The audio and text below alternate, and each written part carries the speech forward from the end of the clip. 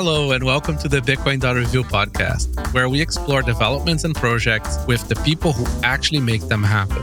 The show is supported by WoT 2.0 SAT Streaming and Coinkite. If you're a new listener, I'm NVK. I run Coinkite, where we've been helping people secure their Bitcoins for over a decade. We make the COLDCARD and fun products like the block clock. You can find more information about it on Coinkite.com. Hello, and welcome back to the Bitcoin.Review. I have today with me Mr. Rijndael. Hey, good morning. And Mr. Paul. Hello. Hi. So we were just having a meta conversation here about the show, trying to figure out. So I've been hearing from friends, a lot of OG friends who are no longer on Twitter, and I was curious, where do you keep up with, new projects, Bitcoin development, and stuff like that? This dude starts to be like, I listen to your show. I don't understand 75% what you guys are talking about, but I listen to your show. Wow. Yeah. So that's interesting. That gives some perspective, and was not the first one who says stuff like that. So I guess there's some use and some people listening to it. I was also listening to another Bitcoin podcast. It was kind of weird. It was like it's like clearly they listen to the show and they just kind of repeat everything we say, and sometimes even say stuff like, "I heard it on another pod," without mentioning the pod. It's really funny, but it's great. You guys, having guests of your caliber sort of come and comment on stuff, and I don't know. I think it's super cool. Every time I feel fuck, this is a lot of work, sort of space it out or whatever. But, we need a space for software therapy, where we discuss software and a little honest about things that people may not want to be honest about on software. Anyways, I found that to be kind of a cool little nugget I wanted to share. Yeah, it's always really surprising when I run into people who are like, "Oh, I listened to that Bitcoin-Review that you were on." It's like, "Oh, that's weird. I didn't know that people actually listen to it." I know, right? I'm not really I know it sounds crazy, but I am an introvert. I'm sorry for you, or happy that happened, whichever one. Yeah.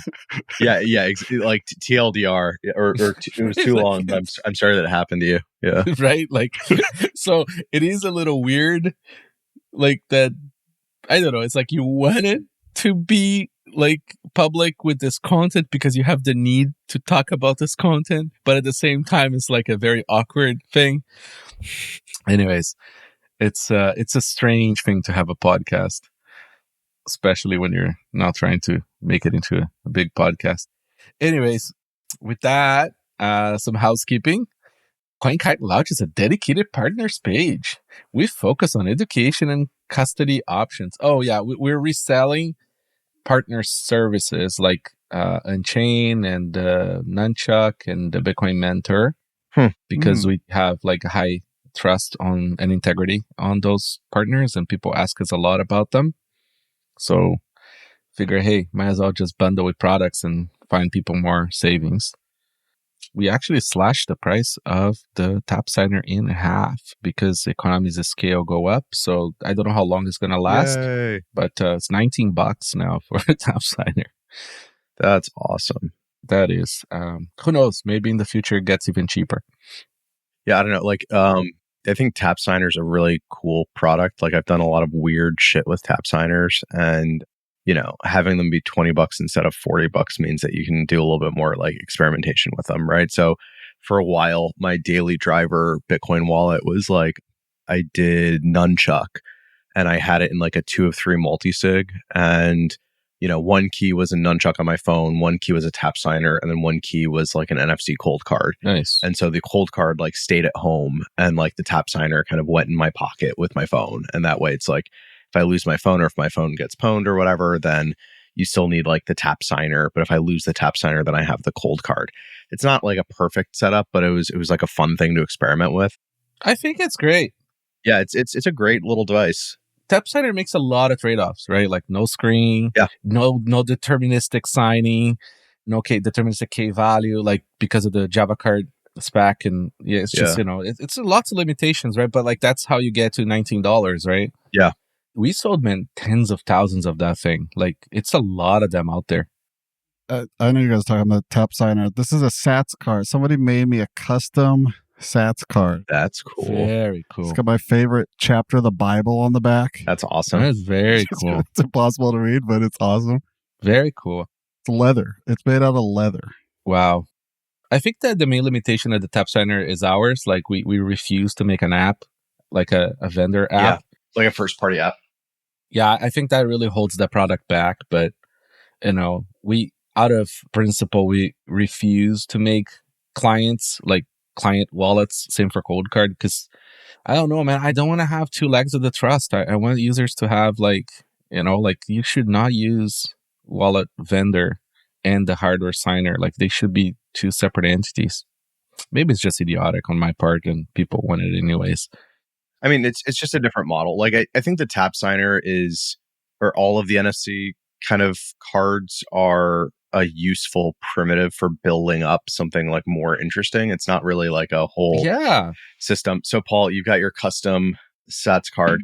This is a little weekend art project. Bible sign. Yeah, I did with a Sats chip. So this is a thing where it's like the SecP curve that says "Don't tread on me." That's pretty. But early on, I inscribed this picture, and then I burned the inscription to a Sats chip basically and put that in the frame. That's cool. So you can like tap the frame with your phone, and there's this like on-chain digital artifact that's like tied to this thing. So it's like a kind of proof of provenance kind of thing with like a physical framed piece of art.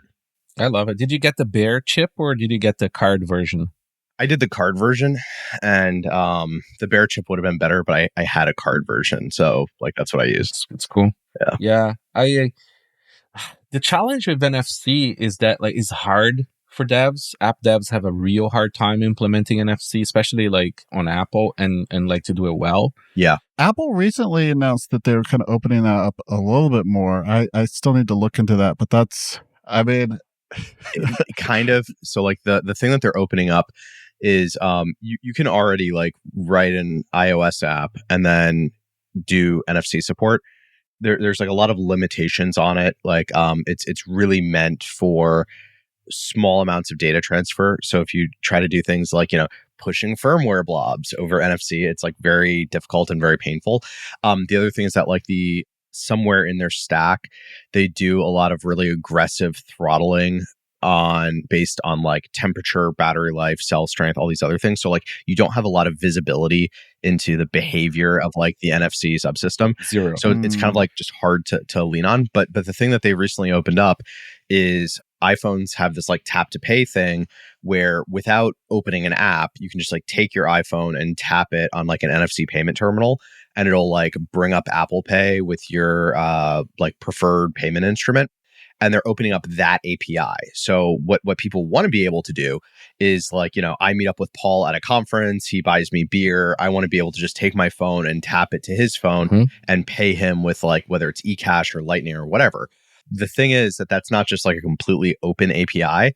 You have to like apply for it from Apple. They review your use case and then they, whitelist your app to call those APIs. They review it by saying, do I get 30%? No, denied.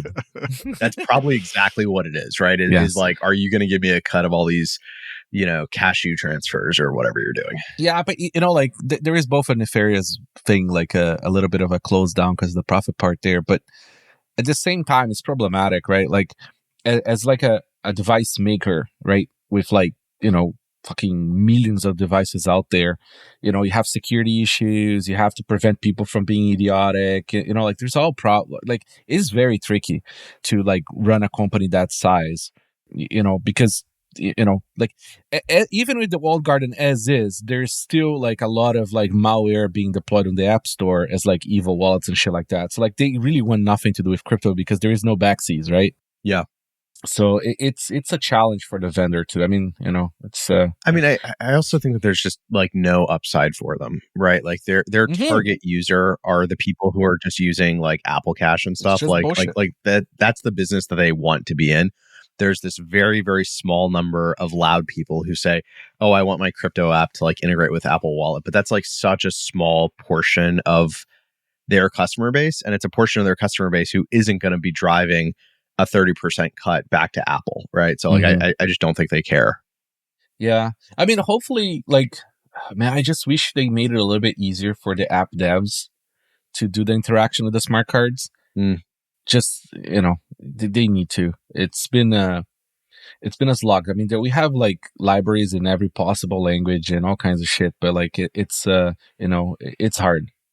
I mean, it's also kind of a shit show on Android too, because like, different phones. And Android's worse because you don't even know where the reader is depending on the hardware. Yeah. Like on Android, sometimes the NFC antenna is in the top, sometimes it's in the middle.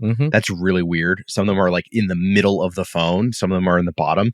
And if you're an average user with like some Samsung thing that like the Verizon guy gave you for free, like you don't know where the NFC antenna is. Like, why would you? Yeah, it's pretty brutal. Yeah. I love this as this is like the irony of our modern tech stack is we have a spec of NFC.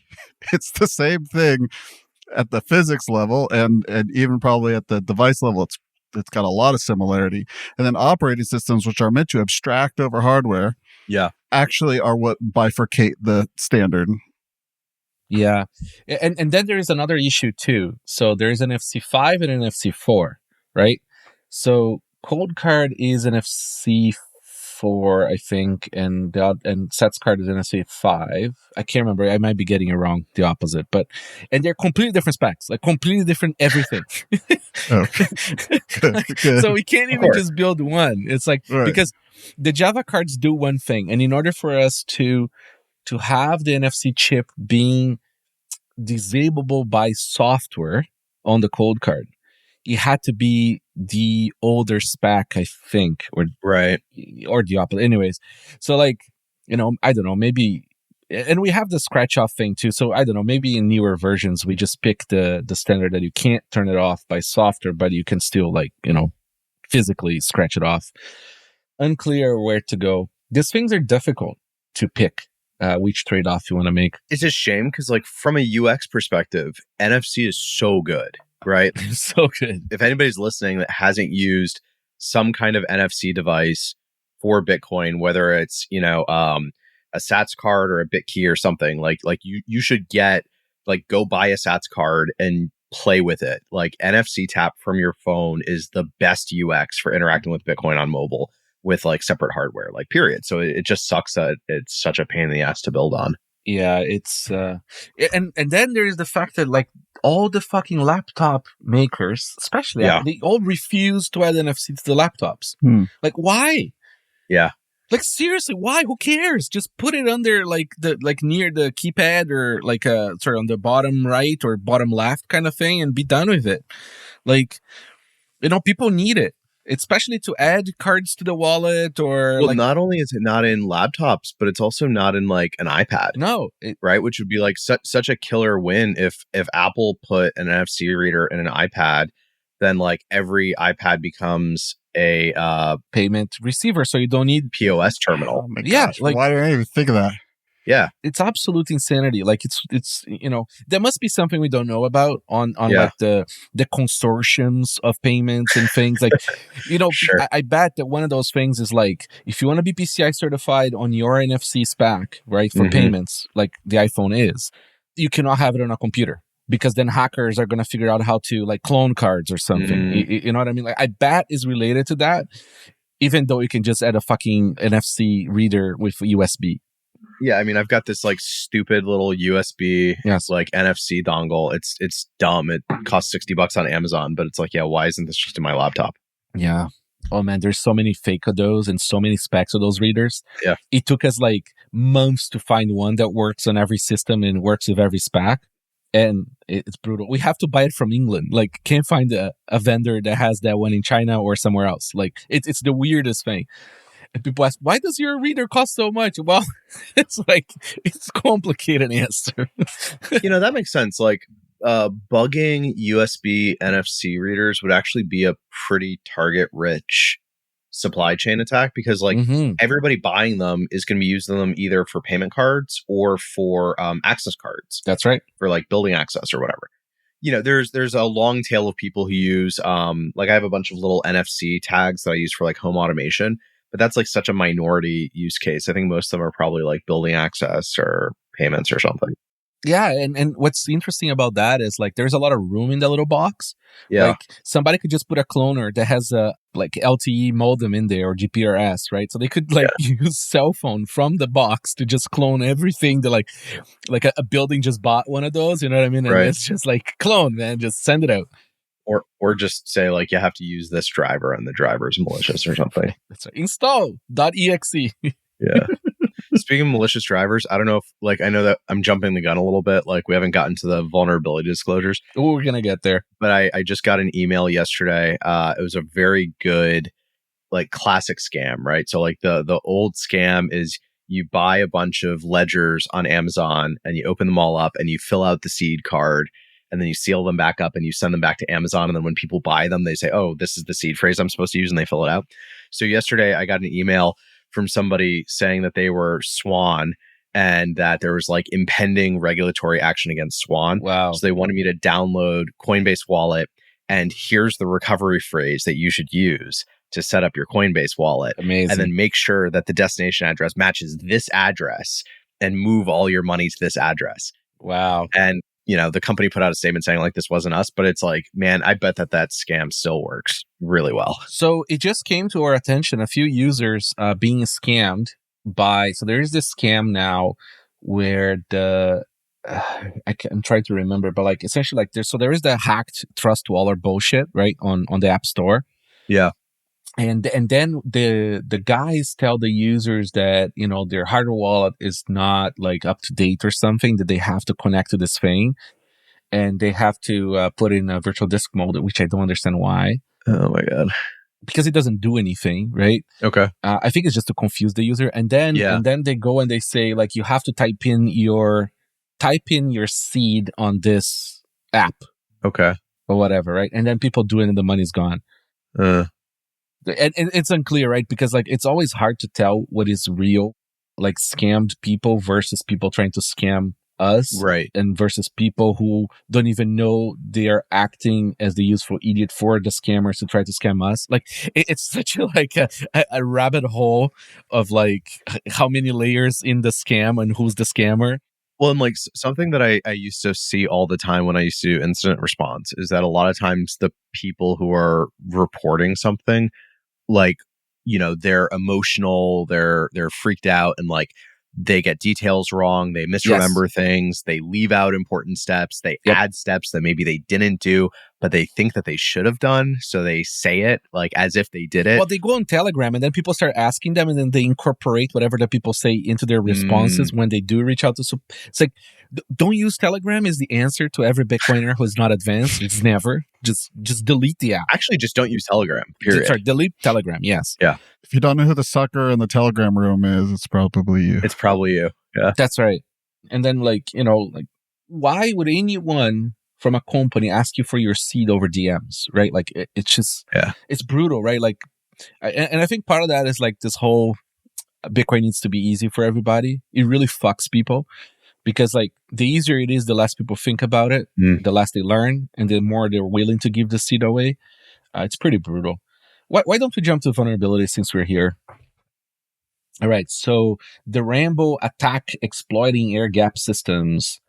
The researchers demonstrate how RAMBO Attack, which exploits electromagnetic emissions from RAM to exfiltrate data from air gap systems, is used malware to manipulate RAM, generating radio signals to encode sensitive information. Amazing. So this is a classic side channel attack, you know, with a mix of RF there, where you make the device spill out the beans over RF. You know, this is for RAM. So if your hardware signer should not have RAM, RAM is not good memory for this. It's not very secure, especially if it's not ECC. And not good. You know how you do like the Nostra review episodes? I think you need to start doing like sidechannel.review. Right? Every week there's like a new like RF side channel.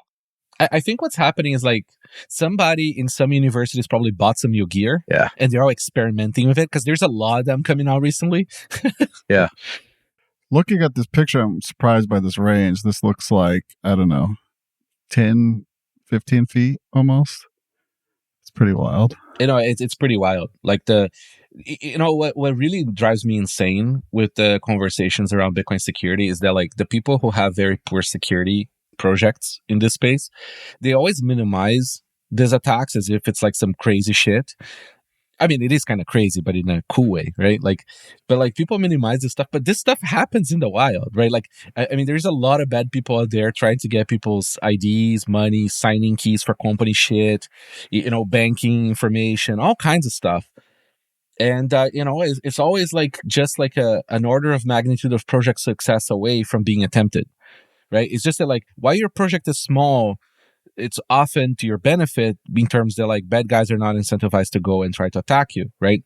But as your project install base grows, right, there is more incentive to try to attack you and quietly as possible, right? So most people wouldn't even know they will be robbed like this, right? That's why like we all in this hardware wallet space like build all this paranoid sort of like defenses against all kinds of things, right? Like they're not absurd. That's just what bad guys do. I think some other stuff that's like useful context are usually when you hear about some new vulnerability being exploited, like it's usually not the case that POC is exactly the thing that gets like weaponized and gets like deployed on its own.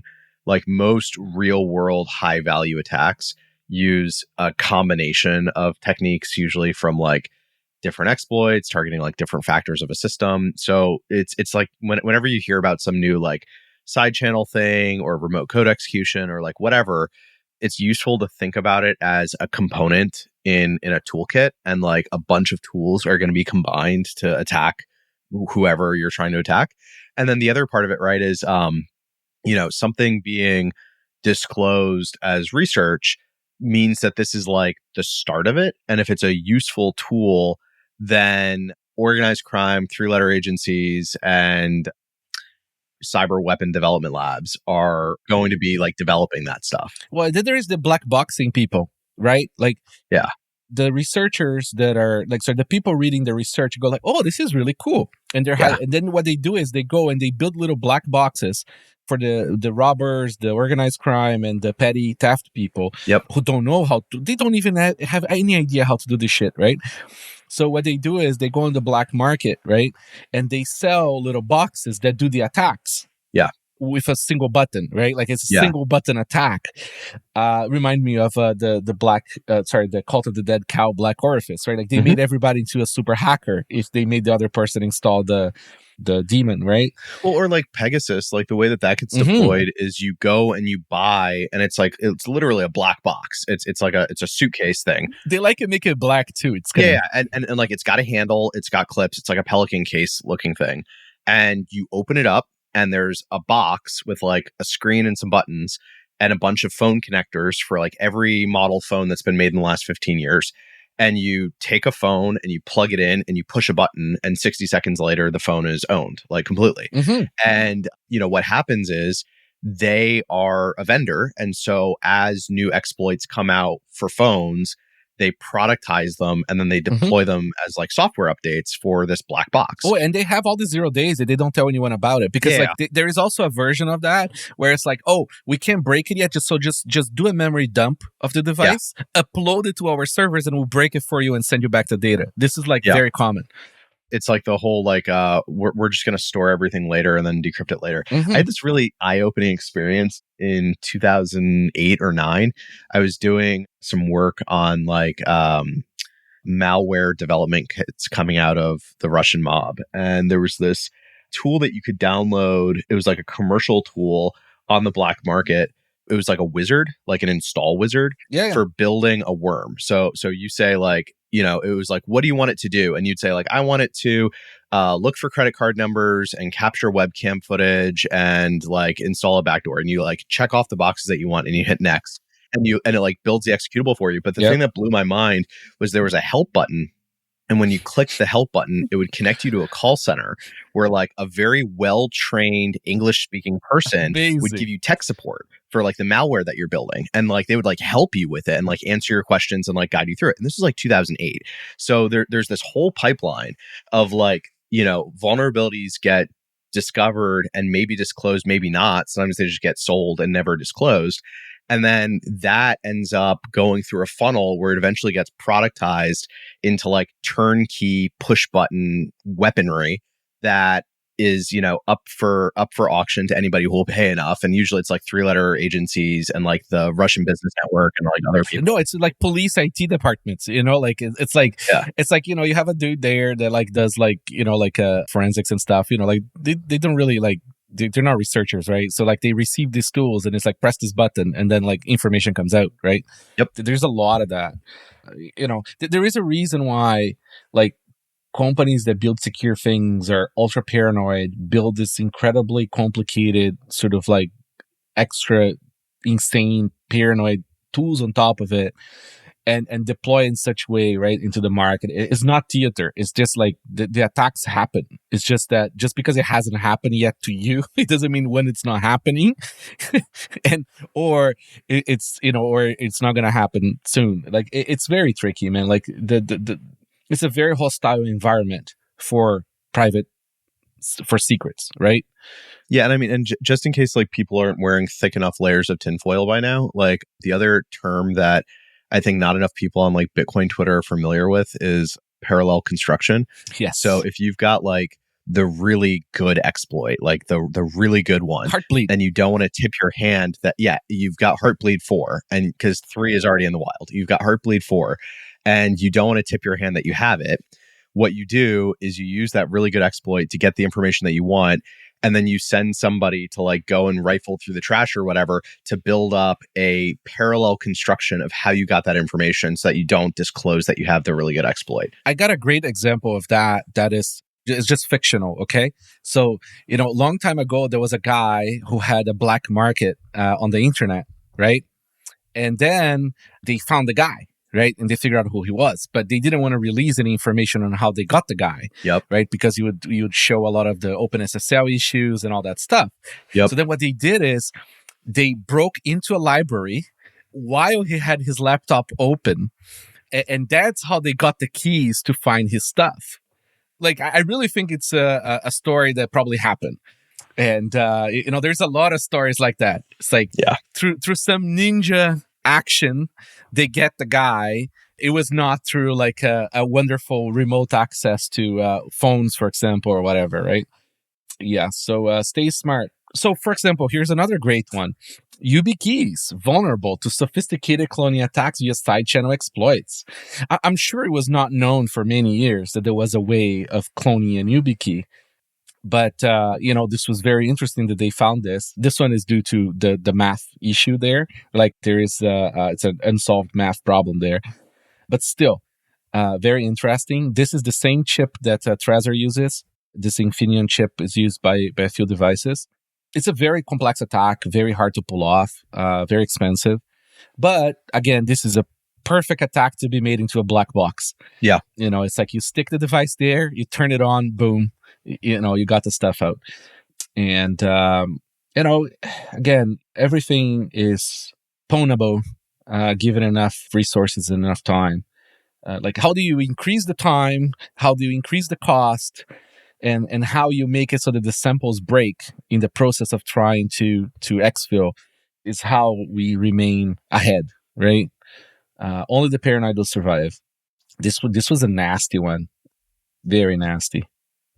You know, they will reduce the cost of this attack for sure. All right. SpyAgent. New Android malware targets crypto wallets through image recognition. Nice. I feel like this kind of thing's been around forever. Like using OCR to look for seed phrases has been around for a decade at this point. You know what I noticed? So, you know, I had closed my Twitter account for the weekend, you know, taking a nice Twitter break, trying not to be on that shithole anymore as much as possible. When I reinstated my account on Monday, you know, it was asking me if I wanted to reset up the two-factor authentication, you know, of course. And he offers to save the backup code into your cloud as a picture. Uh-huh. So like, if the SIM swap was not an issue, now you have the issue with people having the backup codes in their cloud. It's like, Jesus Christ, man. But also, like, again, I feel bad for the guys trying to handle this kind of problem, because like, the users are pretty rough, right? Like the people have no idea. So like, what do you do? Yeah. Their cloud is probably the most secure thing that they have, actually. Exactly. It's a tough one. All right. Another one, fun one here. Hardware backdoors detected in Chinese key cards, allowing potential attackers to bypass authentication. Ugh. Fun times. Yeah, I mean, like, smart cards are problematic. And then people wire smart cards to USB to make it into, hardware wallets and things. It's brutal. Don't use the USB, man. Like, anybody who thinks USB can be made safe, I highly recommend go read the spec. It's 1 million pages long. I've been thinking about this recently. Is there a USB alternative? Some underground, like, it's just like... Yeah, RS-32. So do serial. You can do serial over USB too, but just don't fucking plug it in. Like, so I'm not gonna like beat on people here, but there is a hardware wallet out there that, like, sort of shits on air gap, right? Like they wrote the very biased sort of article long ago, and they use it as replies. And, like, we have a very secure USB like implementation on COLDCARD, very secure, right? But even then, it's like, we just recommend you don't, because you don't know, right? Like, there could be a bug, like there could be something, and then now you're connected, right? It's synchronous.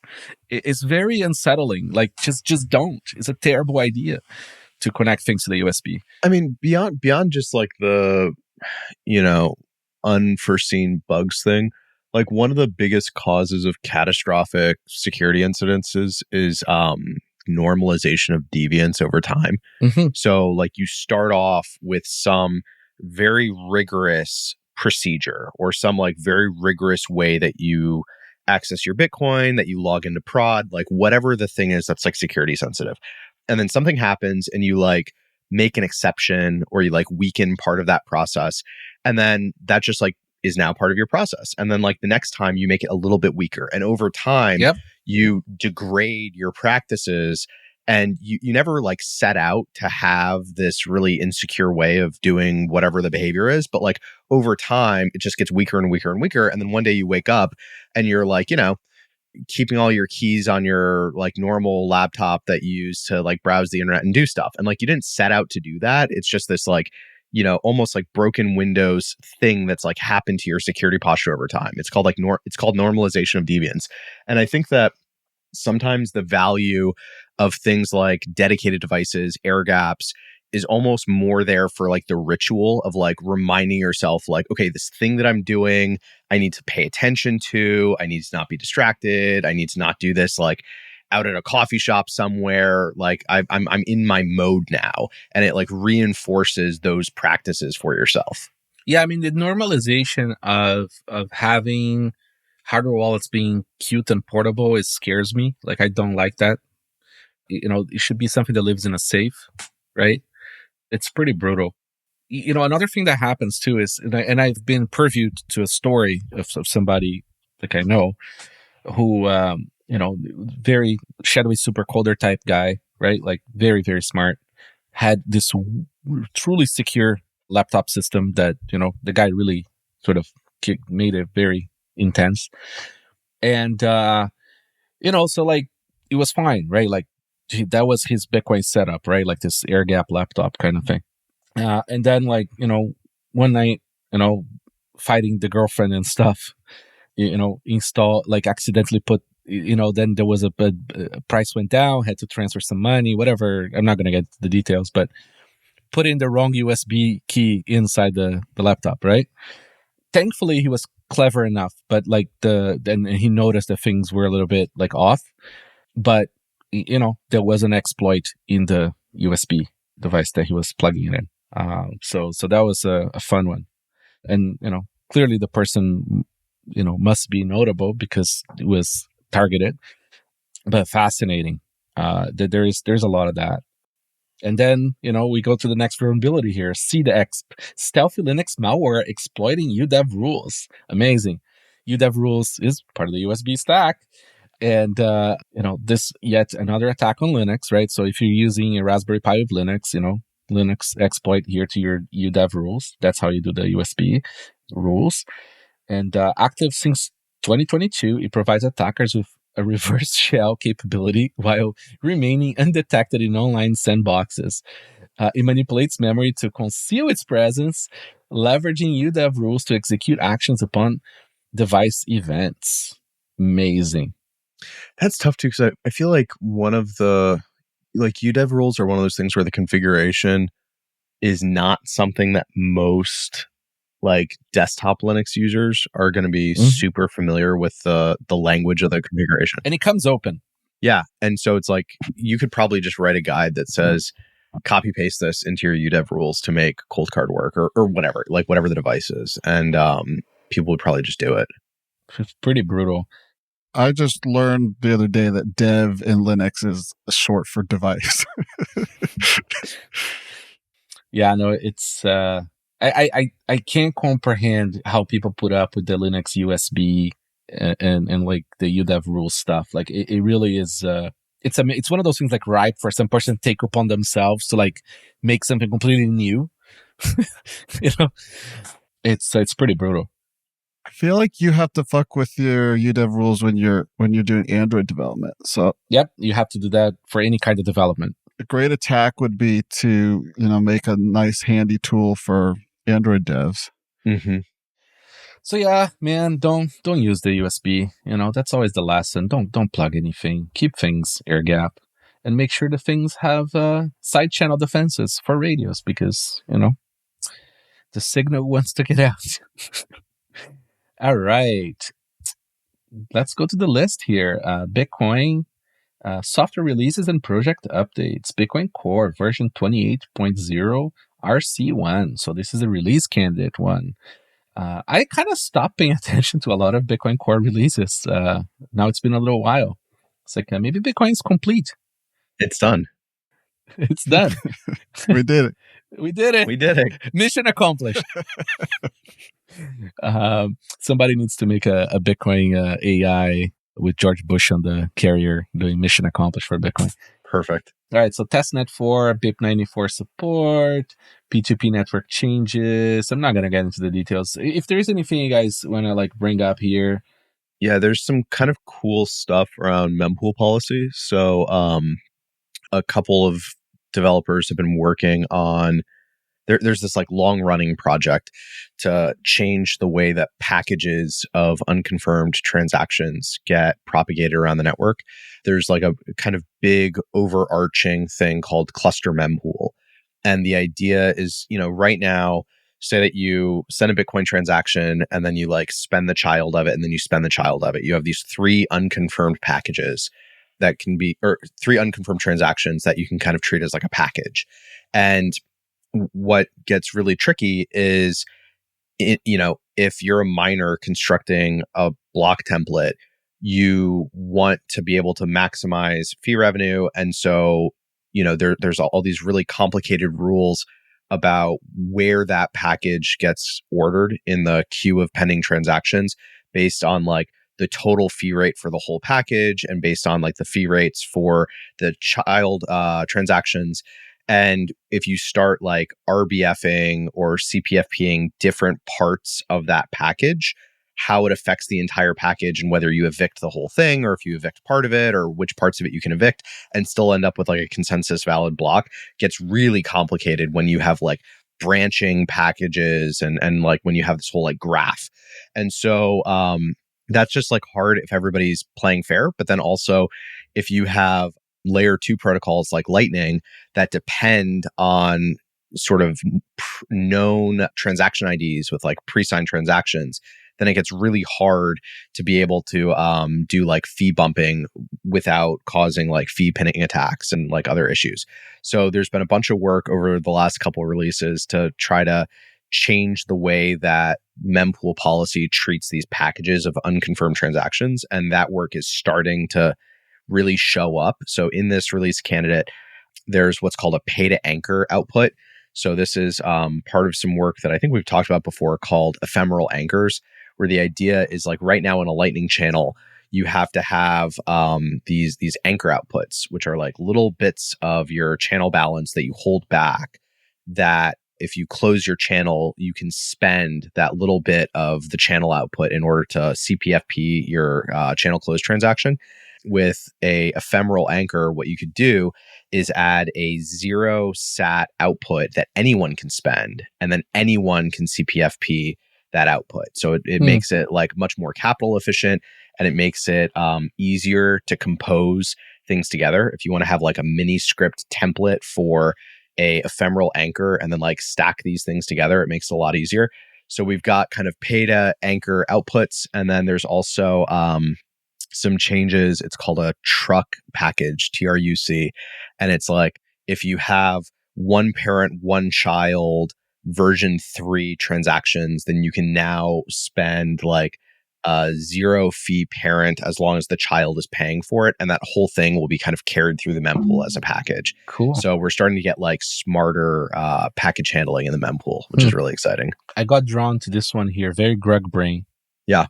Mempool for BF equals 1. It's finally default. Amazing. I mean, anybody else who's using unconfirmed Bitcoin is like literally a shitcoin.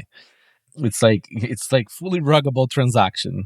Yeah. It's fascinating that it took this long. Yeah, nobody should be using unconfirmed Bitcoin transactions unless they're willing to take the risk. Don't take the risk. But this helps users a lot, and it sets the vibe, sets the culture, right? Like sometimes software needs like soft consensus things, right?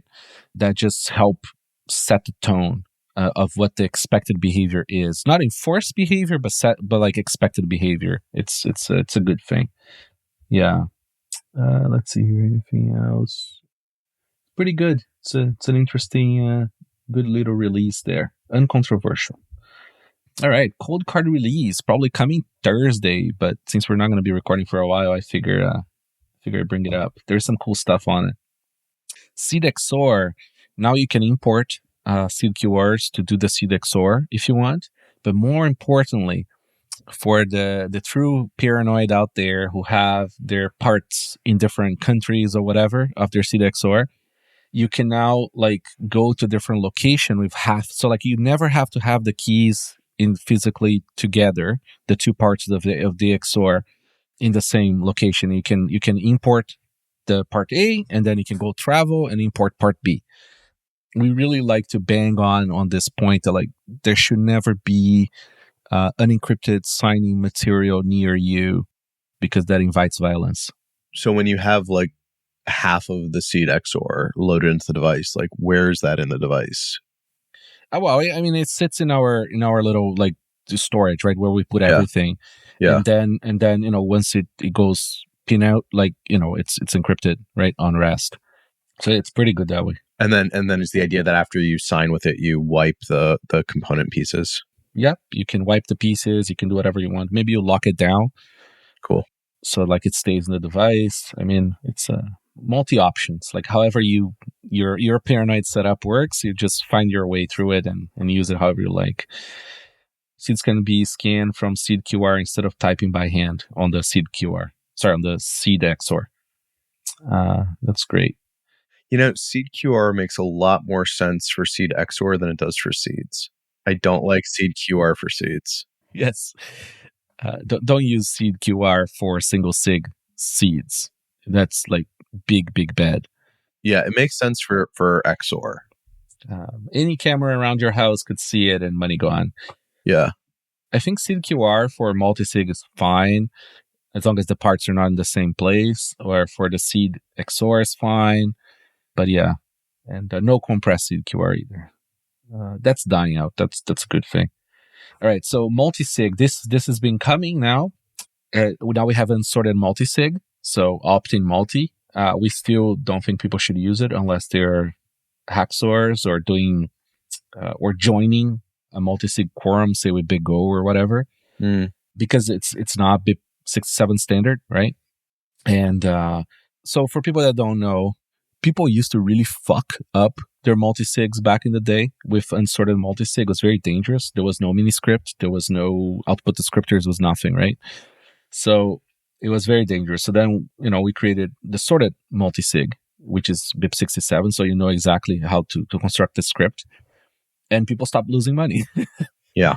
But then miniscript came, right? Like, and now you want to be able to do things unsorted because it's more powerful.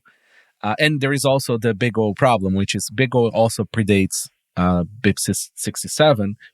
So, like if you want to be a cosigner in a big O wallet, you need to support unsorted multisig. And we have customers that need that. So we decided to add it. So that's coming the next release. JSON wrapped imports provide custom name instead of file name. Okay, so a few little things. Oh, you can now create a multisig coordinator of barbecue QRs. So you could create the multisig air gap with QRs and not just microSD. It's kind of fun and useful. What else here that's interesting? Oh, this is fun. So you can now beam out any file from the microSD card over NFC. So you can put a microSD card into the cold card that has things in it that you want to send to a phone, and you can do that. People sometimes keep they have like a PGP private keys in them, all kinds of shit.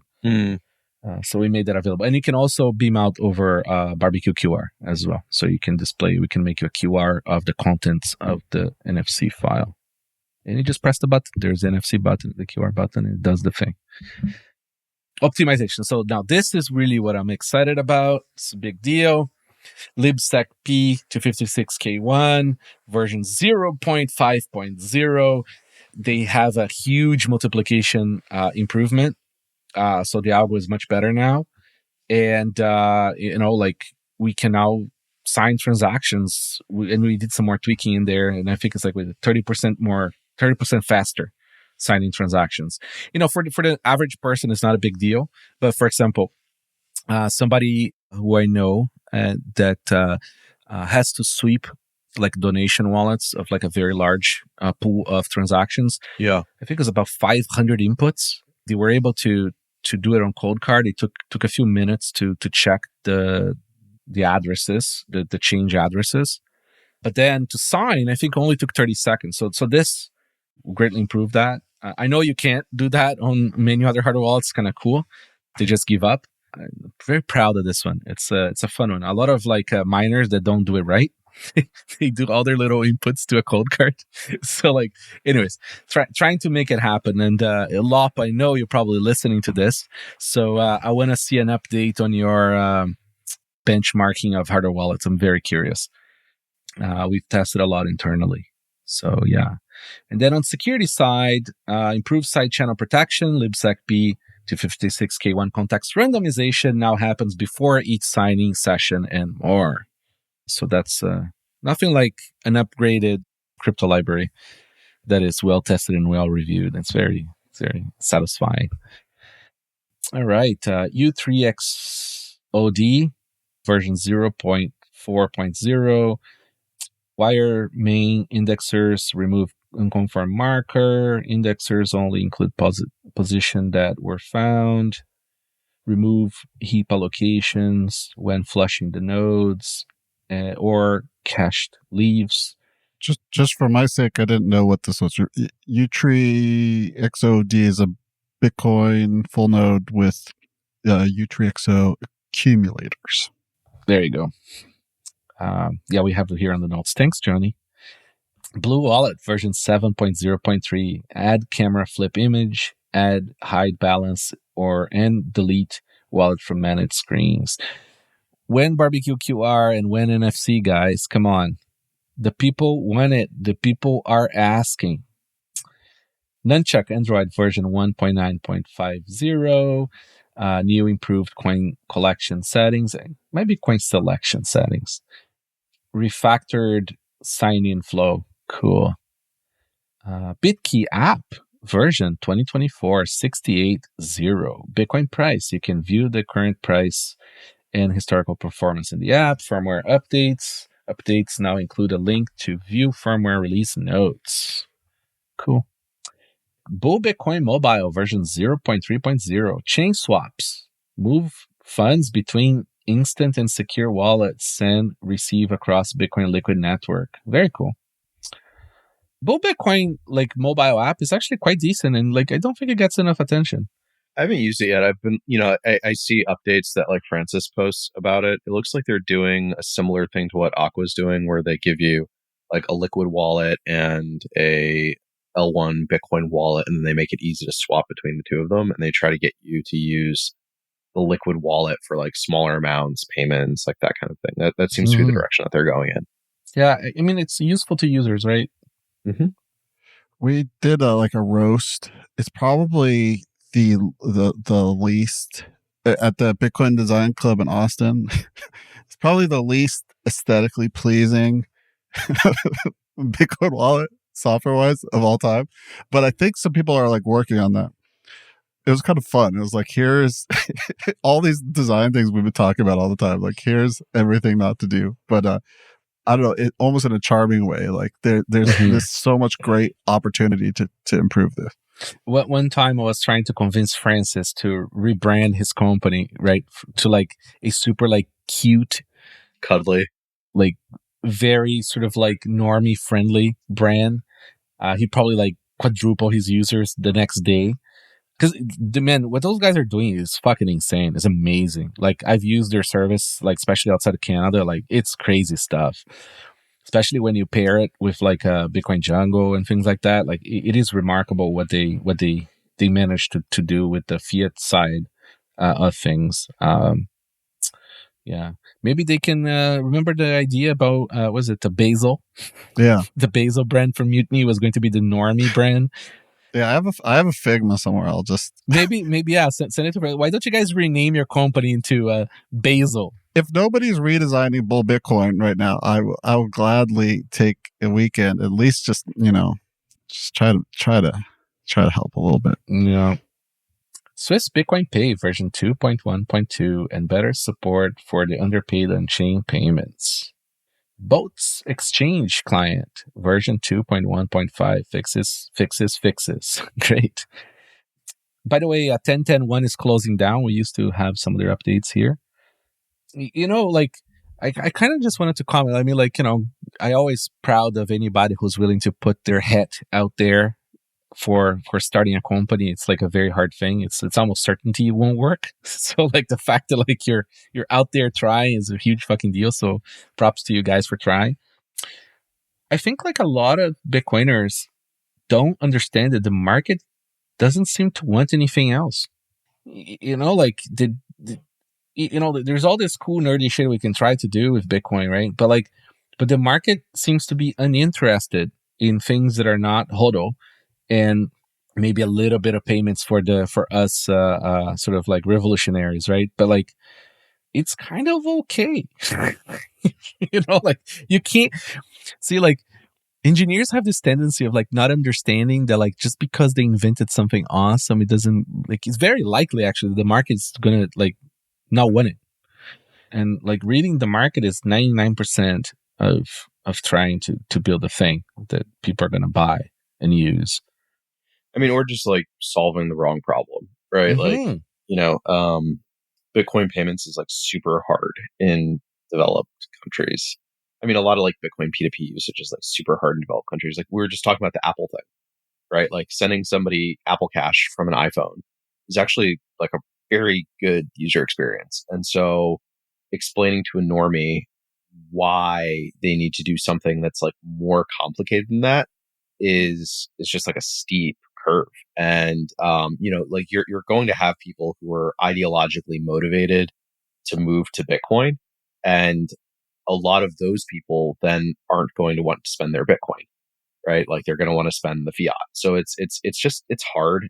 I think 10.10.1, they had a product before called Itchy Sats, which was on-chain perpetual futures that use DLCs, and I thought it was a great product. They moved to trying to do it on Lightning, and I think their app ended up having just a lot of non-custodial mobile Lightning problems. And I think part of it was people who want to do leverage trading on Bitcoin have a lot of other options, and And they don't care. Like, they're risking already the sats on leverage trading. Might as well do it on Binance, right? Like, it's like... Right. And like not have your money get stuck in a, half closed channel or something, right? Like I thought actually doing it on chain for them made more sense because like you're going to be using a lot. Like if you're doing leverage trading with $1, who cares? Like the real money is people who are doing, 10 or 100x leverage with like whole Bitcoins. Like that's where the money is. So yeah, I don't know. It's tough. Like making sure that you're solving the right problem is 95% of the game. Yeah, no, it's... I mean, just look, I can't even fucking buy Instacart without sending a dick pic. Yeah. You should actually just send them a dick pic. Yeah, I thought about it. I was just going to Google BBD and first answer, just put it there. I'm sure they have a thing that just removes those because I'm sure that's like 90% of what they receive. So like the support people doesn't have to look. I really don't like, because the people behind a lot of these ID companies are horrible. Yeah. Horrible entities, like Palantir level entities. And it's just the principle more than like, these people probably already have my driver's license and shit anyways. But it's the principle on this one. It's like, no, you can't have it. All the startup stuff you guys are talking about, I mean, it's still a little raw for me. So I don't have the best distance, but I some advice I saw from like the Y Combinator guys a lot. It's like, try to find like a hair on fire problem. Because people who have a hair on fire problem are going to be willing to use your product, which is new and therefore probably rough around the edges and painful in some way to use. Yes. They're willing to go through the pain because they have such a big problem. Yeah. I tell this to every entrepreneur I talk to when they are looking for investment or advice or whatever. It's just like, dude, find something that people are screaming about. Like, find a pain, a real pain. And people will pay you for the pain solution. The pain solution doesn't have to even be that great. Because, if you're losing money over this issue, or if it's like whatever pain is causing in a business, like if the guy can improve that pain by 30%, he'll give you a lot of money for it and recurrent, right? So like, it's very cool to invent new things and find new markets. That's very noble and awesome. But like, if you're trying to just be a little bit pragmatic, just fucking solve a problem.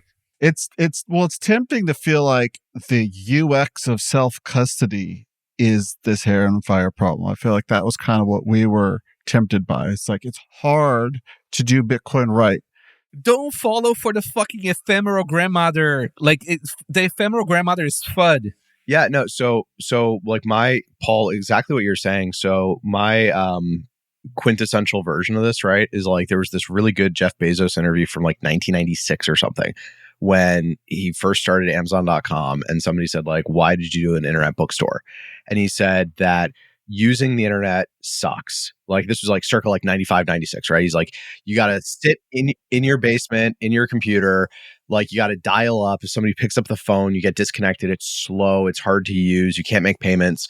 So we built this bookstore that's bigger than any bookstore you could possibly have in the real world, right? Like, this is a bookstore that could only exist on the internet. So going to this bookstore is so good that you will go through the pain of using the internet to shop at this bookstore. And like, that's why it works. And I thought about that. And, I spent a couple of years working on like Bitcoin wallets and trying to make self-custody easy, because I thought that the thing that's keeping Bitcoin from like taking over the world is like self-custody is too hard and like whatever. So I spent a bunch of time working on this, and then like, built a bunch of much easier to use self-custody things. And the users didn't appear because, like they put money into the wallet and then they just like stare at it and they're like, okay, cool, like I'm done. And like, it's not materially different than just having it in a Coinbase account for like people, unless you really explain what this means. And the like part of the reason why I ended up diving into like all of the ordinal stuff, and this isn't like an ordinals plug, like I'm just trying to make the point here, is when ordinals kicked off, you had people in Telegram rooms helping each other download full nodes, run full nodes with TX index equals 1, and then compile command line Rust clients in order to like interact with this protocol, because they wanted to play this speculative game so much that they were willing to go through the pain. And it's like, okay, cool. Here's a use case. A lot of people don't like the use case, but here's a use case where it's so compelling that people are willing to like climb through all of the broken glass in order to do it. And I think one of the things that's amazing about Bitcoin is that we can build things that can't exist in the TradFi ecosystem, and trying to build Bitcoin analogs to all the TradFi things doesn't really work because people are already pretty well served by TradFi in a lot of cases. And so we have to build things that are like impossible to have. The people that have money are well served. Yeah. The people that don't have money are underserved, but they also don't have money. Right. Like they don't have savings to buy Bitcoin either. Like that's the thing that people don't understand. Yeah, and so like Bitcoin being a good way of preserving your wealth, like doesn't really help for people who don't have any savings. Bitcoin doesn't help poor people. Yeah. Bitcoin help poor countries help poor people. You know, like it's such a fascinating thing. Like I mean, I've been doing this for what, like fucking 15 years now, 60. I have no idea anymore. And you know, there's always been this thing. Like you know, you talk to anybody, oh, the problem of Bitcoin adoption is because it's hard. Right? Like, it's just like complete fucking FUD narrative that like people that have new products use to try to sell their products. Right? It's like, we made it easier. We made it easier. It's already fucking easy. The problem is not like how easy or hard it is. Right? The problem is people don't want to take responsibility for their storage of their wealth. Like, and that is a very reasonable position, right? Like, yeah. You know, the bank sure doesn't have your money, has control over it, right? But at least, like legally, they have to give it to you. Yeah. And if the money disappears, they legally owe it to you, right? So, like, when you take like self-custody, now it's like you are where the buck stops, and people don't want to be in that position. It's dangerous, it's complicated, it's scary, right? I mean, and I was doing some analysis on this. I've been pulling people and talking to a lot of people, trying to like, how can I make this stuff easier, right? Like falling for the narrative, right? How can I make this even easier, right? And it's like, it's not the hardware wallets that are hard because they don't fucking do anything, right? Like you show some shit on the screen, you press yes or no. Like I mean, there really isn't much more to it. And like the problem is like the client software, right? But the client software is actually not that bad either, right? So like, there's this huge fucking bullshit narrative that like it needs to end. The problem is not that it's hard. The problem is that people don't want to do it for other reasons, responsibility reasons. To the point of what we were talking about before, of like being tricked into giving somebody your seed phrase. Yeah. Or into using somebody else's seed phrase. Yeah. Like, what does that come from? Like, well, this was so easy to use that I never had to learn what is actually securing my money because it was so easy. I just plugged this thing in. I did everything that the wizard told me to do. And now my money is safe, and it's, you know, it's their responsibility to keep me safe. I never had to learn anything. And therefore I'm actually really weak and susceptible to being phished in that way. I've gotten so much shit from like the more sort of like designer friendly folks in Bitcoin, like for saying like, if you make it too easy, people will just give their money away. Like it can't be, you have to force people to understand what the fuck they're doing, or they're going to give away their seed, right? It's very important because this is it's like a car, right? Like you have to learn how to drive the car in order to drive a car. If you make the car too easy to drive, right? If you remove too much agency from people, right? They're going to get in it. And, you know, if there's a bug in the fucking software of the car, they're going to just crash the car, right? Yeah. Like, it's like when somebody's doing something dangerous, there's the reason why there's so many warnings on shit. The analogy I like is like you could take somebody to the gym and you could put them on the exact machine that they should be working out on. But if you actually pull the weight down for them, they don't get any of the benefit. Like there is the actual benefit is in the effort in some sense. Yeah. Yeah. I mean, like the original tagline was like, be your own bank. And like a lot of people don't want to be their own bank. And right? that's the most honest tagline that there is for Bitcoin. I don't want to be my own bank. I don't enjoy being my own bank as my like hobby. Like I like drawing. Right. I mean, like, you know, to be your own bank, you know, people have to have like shotguns and like, you know, and like big like metal things and, you know, security guards. And, you know, there's all this stuff that comes with being the bank, right? Just look at a fucking bank. You know, like, then when you take the responsibility, it's going to come with all that. You are now that. Well, and you know, like the thing that's like really interesting about Bitcoin is that it's a payment system and and I don't mean payments in terms of like coffee payments. I mean like I can send you money, right? It's a money transmission system that doesn't require a third party intermediary, but it also doesn't necessarily require that you don't use a third party intermediary, right? So like it, the fact that at a protocol level it can be P2P doesn't mean that everybody using it P2P is the right deployment for that technology. It just means that the technology doesn't require that as like a protocol dependency.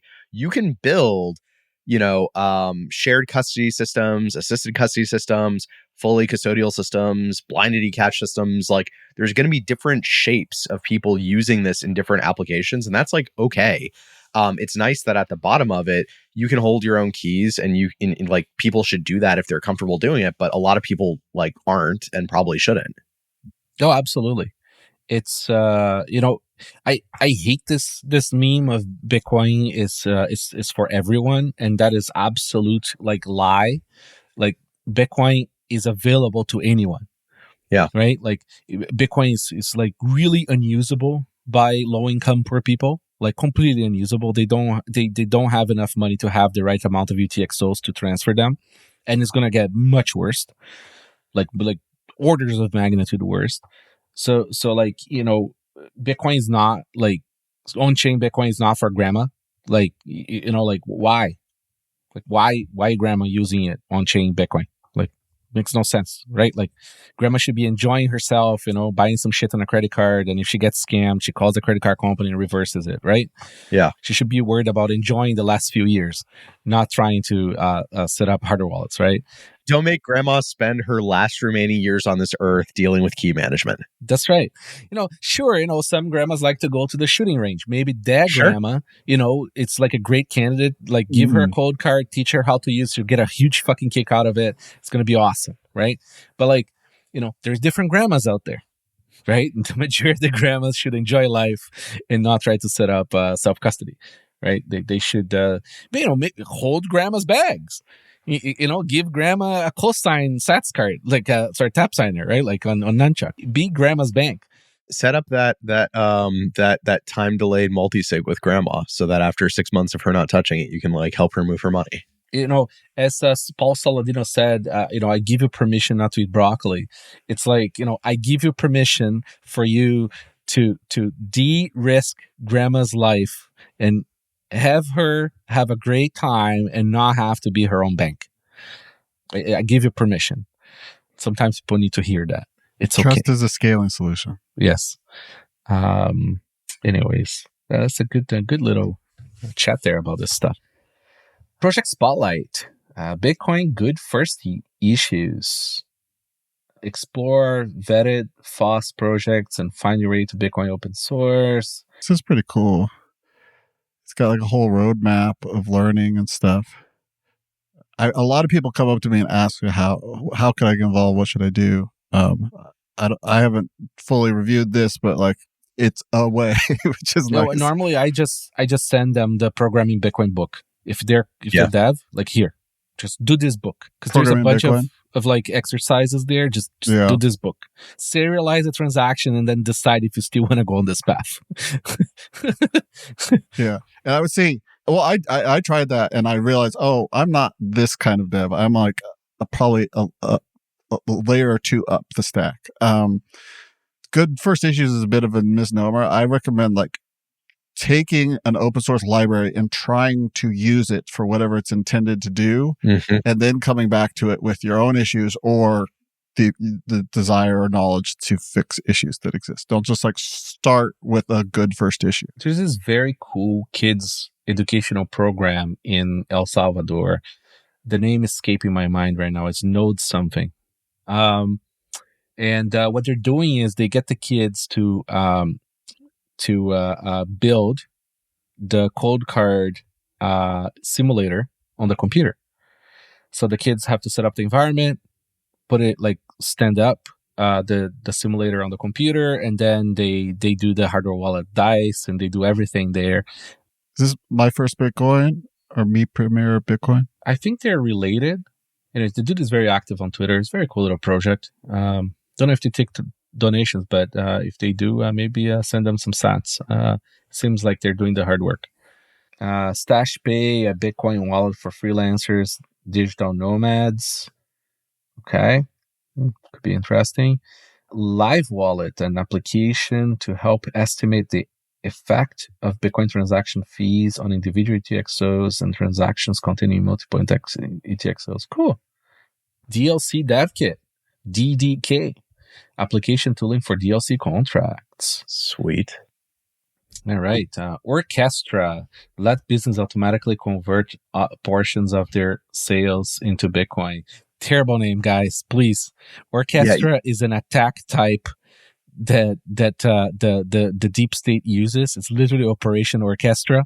Okay, please. It's also spelled in a way that's ungoogleable. But like I clicked that their marketing page looks interesting. Like I've never used this. I don't know if it's good or not, but like you connect it to like Stripe or Square or QuickBooks or whatever, and then you can say, I want 5% of my sales to be converted to Bitcoin, and they do the swap for you when you get paid. Very cool. I think Square has that built in, right? Square does. Or Cash App does. Cash App, yes. Okay. But yeah, this is cool. Yes. QuickBooks. Yeah. I love that for the people that can't see Rijndael, he's opening his Faraday cage to see something. Oh, he's getting side-channeled so hard. That's right. He's letting his animal, I'm not going to dox what kind of animal, go through a Faraday cage mesh. I had to open the mesh to let the animal through. Based. I could feel the vibrations of your RAM from here. And check your wallet now, Rijndael. Nope. And it's gone. And it's gone. And money's gone. All right. We already talked about the vulnerabilities, privacy, and all related projects. So SimpleX version 6.0.4. They're really improving. They got some decent funding now.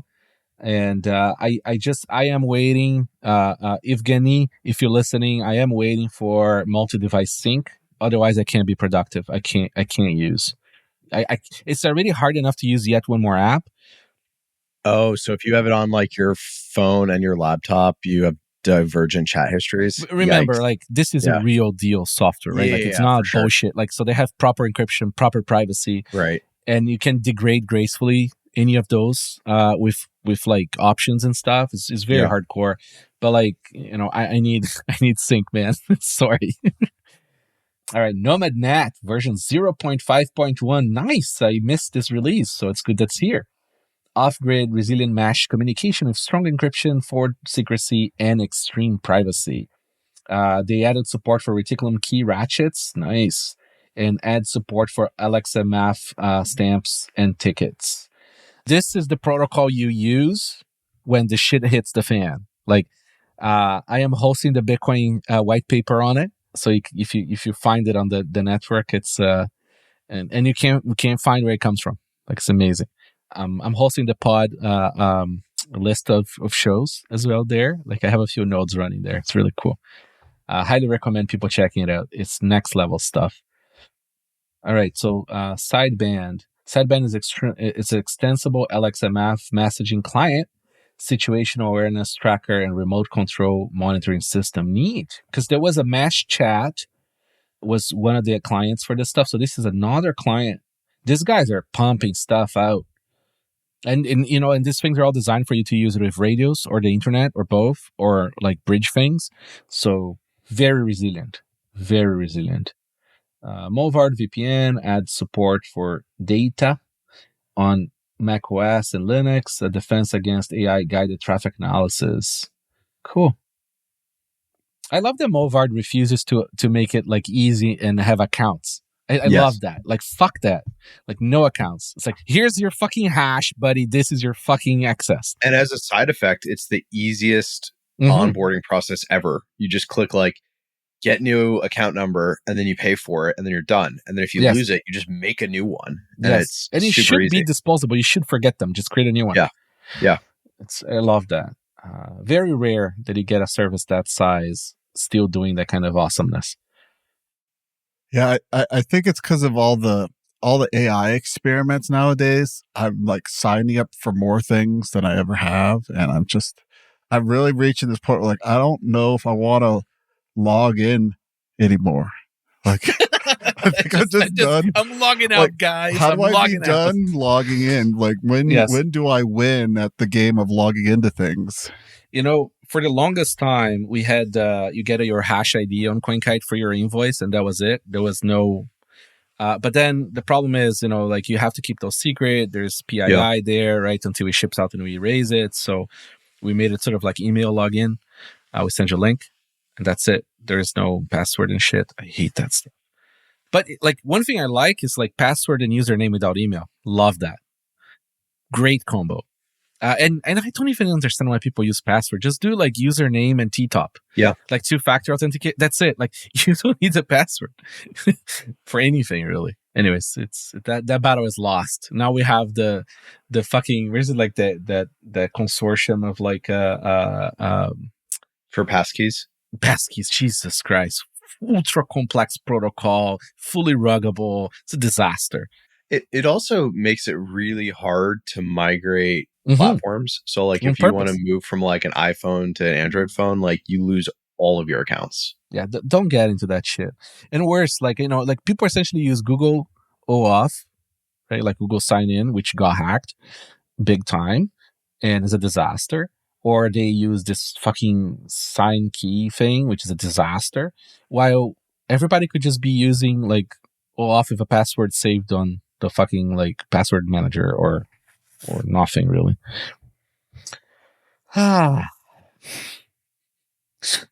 As I'm reminded that Instacart wants my picture. You can also, something that's kind of nice is like you can also do a handful of like local only password managers are adding support for passkeys. So like there's a build of KeePass X that will like do passkeys, which is like kind of interesting. I don't know, something to play with. Yeah, I don't know. It's brutal. And also like who cares, man, about ultra security and a bunch of stupid shit like like it's like make it without even a username on my app on my phone for Instacart. Who cares? Like I should just open the app, let me buy groceries and pay with Apple Pay. What the fuck do I have an account for? Nope. They need to develop that long-term relationship to know how many eggs you want. Jesus Christ. Anyways, Cypherpunk Tools, comprehensive list of privacy tools with selection hosted by privacy-focused VPS providers, mynimbox.io. Resilient anonymous communications for everyone. RACE, project by DARPA. Distributed messaging system ensuring confidentiality, integrity, and privacy with a network. Interesting. Okay. You say DARPA, I start paying attention. Wait, doesn't NomadNet just solve this? Yeah, it's kind of that. But, that's some interesting coincidences there, huh? I need to read more. This is the kind of stuff that you got to read. Oh, there's a GitHub with code. I feel like DARPA challenges are like, I have like a stack list of things that the government does and everything's bad, but this is like the least bad that they do. It's when they let the smart people who are few in government loose. Katzenpost Mix Network, Post Quantum Anonymous Communication Network, very obscure stuff. Yeah, Katzenpost has been around for a while. It's like a mixnet, but I guess that they're doing post-quantum crypto now. NymVPN, a decentralized VPN service making users internet traffic through a mixnet. That's cool. But like, this is the part that I don't get about like the VPN stuff. It's like people use VPN and then they use like the standard browser with it. And then like all these websites are sharing all the fucking cookies anyways between each other and doing all kinds of shit that they shouldn't. And then you're fully de-anonymized by the advertisers who then sell that to any, like it's, unless using the Tor browser, it's kind of like pointless.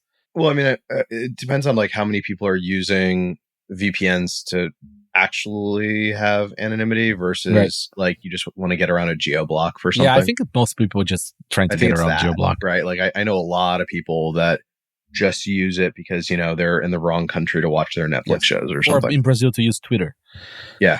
What a shit show that one. I'm loving seeing those government assholes in Brazil squirm with a billionaire superhero sort of bullshit story there. It's hilarious. It's absolutely hilarious. And I think it's going to happen more, man. More and more. By the way, Facebook's never going to get out of Brazil. I think they probably make more money in Brazil than they do like in the rest of the world. Really? Oh, dude, like Facebook and WhatsApp. Like, first of all, like South America, all LATAM, it's like WhatsApp is how you exist. Like you talk to your lawyer over WhatsApp. Yeah, I was going to say, like, WhatsApp is huge there. I didn't know that Facebook was big there. Facebook is huge. And Facebook, WhatsApp, same company, all integrated, right? Project Spotlight, full Phoenix stack, self-custody stack, Phoenix D plus Let's Script plus NGX plus LN bits from your own domain. Cool. ZappingMe, an open source platform where users can pin messages on a global map with no, don't pin yourself on a global map with money. LNW Cash, an open source Cashew wallet for anyone, anytime, anywhere. More Cashew. Man, Cashew has so much fucking like Lindy now. Like there's so much going on because it's easy. It's easy to join the party, to develop for, and to get things going. Like I love that. That's what a layer 2 plus should look like. Yeah, I think like Cashew and Nostr are both like really good examples of if you compare Cashew to kind of other Bitcoin payment systems, or you compare Nostr to other projects that are trying to be like decentralized social networks, like the reason why their ecosystem blew up so quickly is how easy it is to build on top of stuff. And I think simplicity is a real virtue that not enough people pay attention to. Like, complicated protocols are hard. Yeah. I'm still a Grug brain base layer guy, right? Like base layer is unconsensual receive.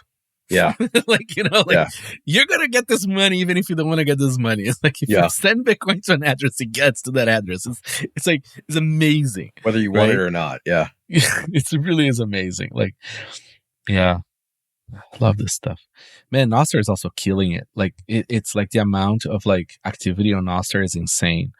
The haters of Nostr are so lost. It's a weird thing. It really reminds me of Bitcoin in the early days. It's like they have nothing to sort of compare it to. So they start creating all this sort of like a pseudo scientific antagonistic commentary on it. Like, oh, this kind of network doesn't scale because of this, because of that. Like, dude, it's like many to many, many to one, one to one, public, private, private, public. Like, it's whatever the fuck you want. And like people have a real hard time with networks like that. Yeah. And it's not Bitcoin. It's not hard consensus either. Yeah, I mean, that's the thing. Like, it's authenticated pub sub, and people keep trying to think of it like it's a Bitcoin full node, flood fill protocol. And like, it's not. Yep. Like, it's a different architecture. Yeah, but like in a way that's kind of nice. It's nice not to have the haters in your house until you're ready to have them in your house because they have to be in your house. You know what I mean? It's like, yes, I agree with you. It's terrible. Don't come yet. It's like kind of have fun staying poor. You're going to hate it. Yeah. It's like, great. Have fun staying in prison. It's like, it's okay. And like, I kind of hate the follower count like metric. I was talking about this the other day. Like, I don't think it's a good one. Yeah. It shouldn't be front and center on people's profiles. It's good to know as a metric. There's more interesting sub-metrics you can get from that because you have now an open graph. But like all the people who are early on Nostr are building this incredible social graphs, right? They are building networks. And when all these people come late, they're going to have tiny little networks. It's going to take them a lot of time to catch up to disseminate their content or whatever the fuck they want to do with the social graph. So there's a huge first mover advantage for the people coming in early, right? Because they have bigger networks. It's the same way I got a 3-letter Twitter handle, right? Like you probably get more followers just by having a shorter handle. I believe I need to read up on this, but I have like almost like 30,000 Twitter followers from a former life as a tech journalist. I used to love that pod, and I think it works against me. I think it's like it like hurts me in the algorithm because I have like people who've been following me for like 10 or 15 years or whatever, and they're not paying attention or they stopped using Twitter or whatever. They don't exist anymore, probably. Like I have a lot of old followers. Right. So the ratio of followers to activity is like really bad. It's like, oh, this guy is not, tweeting the best. No, I mean, like Twitter is an open sewer now. It's essentially like we arrived at the Hitler part of Twitter. Like, it's like, that's all that there is. It's like people like saying Hitler is bad or Hitler is good now. Like that is the level of like rhetoric narrative on like, it's like I was saying, right? That friend OG who's like now listens to the pod, like people just don't participate on Twitter anymore. They kind of like follow a little bit to try to keep tab of a few things, but like people just sort of checking out. Like it's there's still a lot of like signal there, right? Because there's so much there. This is the largest public square on the planet, but like the amount of noise is just too high. The noise floor is just a disaster. So like it's like they find shit you don't want to read from people you didn't even know existed, and they vomit it on your face. Yeah, Like and it's like max outrage. Like so just to create like the algo is like, how can we make these people have the maximum amount of outrage with each other so that it creates a lot of views and clicks so that we can sell to the advertisers? Like you're a fucking idiot if you're falling for that. Like it's brutal. Like brutal. Like I feel like I'm gonna vomit sometimes just scrolling that shit. And even with the muting, they for you feed, they even mute shit you muted. They find a way of finding an analog that doesn't have the muted word to still show it to you. Anyways, software releases. Gonna be quick on this one. CLN version 24.08.